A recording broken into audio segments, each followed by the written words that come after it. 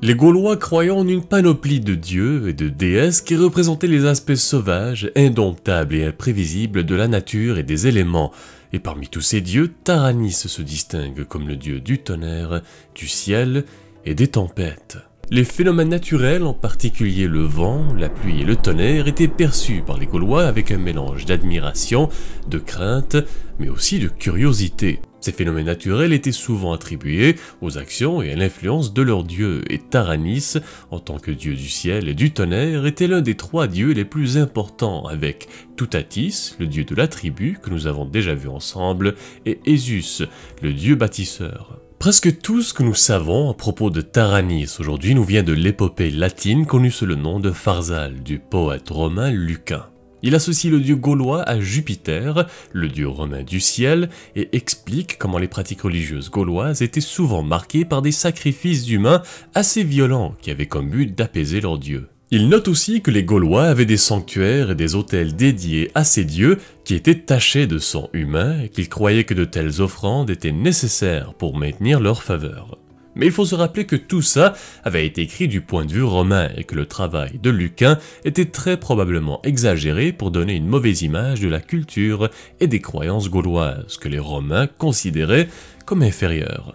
Et bien que Taranis ait été mentionné pour la première fois par Lucain, il est important de noter qu'il était vénéré par les Celtes bien avant cela pendant plusieurs générations, et dans plusieurs territoires d'Europe occidentale, qui englobaient une grande partie de la France, de la Belgique, de l'Allemagne, et certaines parties de la Suisse, du nord de l'Italie et des Pays-Bas.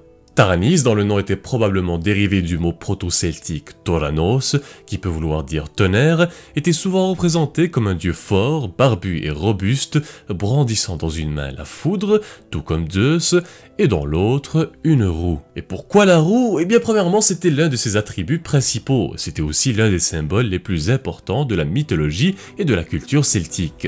On pouvait les retrouver souvent gravés sur des pièces de monnaie, sur des stèles, ou bien encore portés comme pendentifs ou amulettes, généralement faits en bronze, et qui avaient comme but de témoigner un attachement religieux à Taranis pour pouvoir avoir sa protection.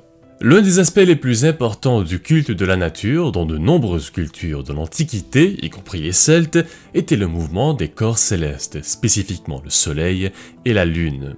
Et la roue était considérée comme leur représentation physique sur Terre. Le mouvement du soleil traversant le ciel à chaque jour était comparé à la roue qui tournait sur elle-même, et donc Taranis, en tant que dieu du ciel, était représenté avec une roue dans une main. Il était vénéré par les Gaulois comme une force de la nature qu'il ne fallait surtout pas irriter pour prévenir les tempêtes destructrices, mais aussi pour garantir des conditions favorables à leurs activités agricoles et pour donner du courage aux guerriers. Mais les Gaulois n'étaient pas les seuls à vouer un culte à Taranis. Il y avait des sites sacrés retrouvés un peu partout en Europe qui illustraient très bien à quel point son culte était répandu.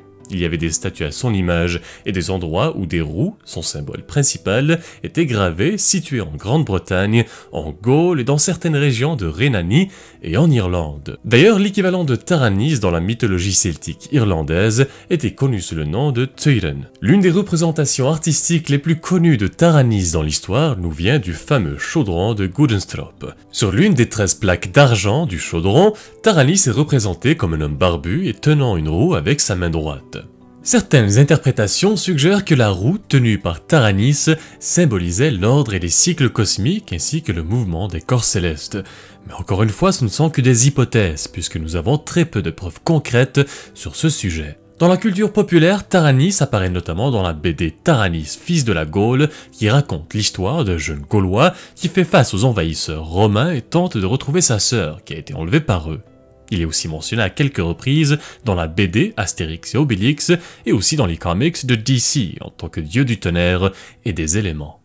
Alors voilà, c'est tout pour la vidéo d'aujourd'hui à propos de Taranis, le dieu du ciel, de la foudre et de la roue dans la mythologie gauloise. Merci à tous et à toutes d'avoir pris le temps de visionner la vidéo jusqu'au bout en espérant qu'elle vous a plu. N'hésitez pas à laisser un commentaire sous la vidéo si c'est le cas et à vous abonner à la chaîne pour ne pas manquer les prochaines sorties. Portez-vous bien et à très bientôt.